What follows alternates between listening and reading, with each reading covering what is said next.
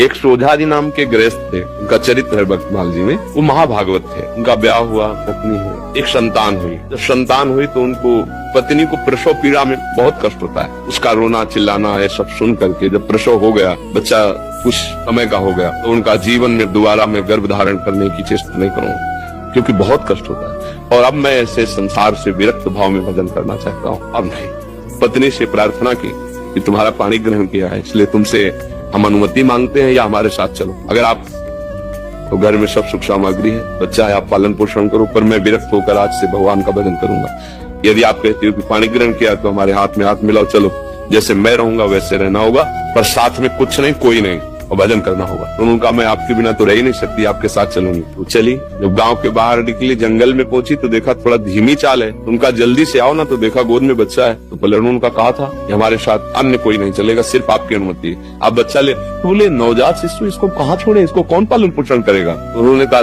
सब जीव जंतुओं का पालन पोषण करता है, वही भगवान करेगा, या तो वापस हो जाओ या बच्चा यहीं छोड़ दो। कैसे छोड़?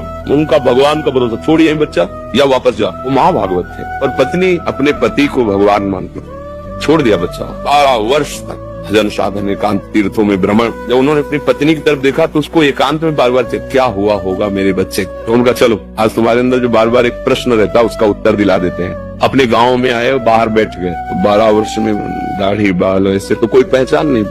तो उन्होंने पूछा कि यार तुम्हारे गांव में एक सोजाजी थे, सुनाओ संत बन गए, उनके कोई संतान थी, क्या हुआ आपको पता है? तो उनका अरे भाई उनके भाग्य क्या कहने।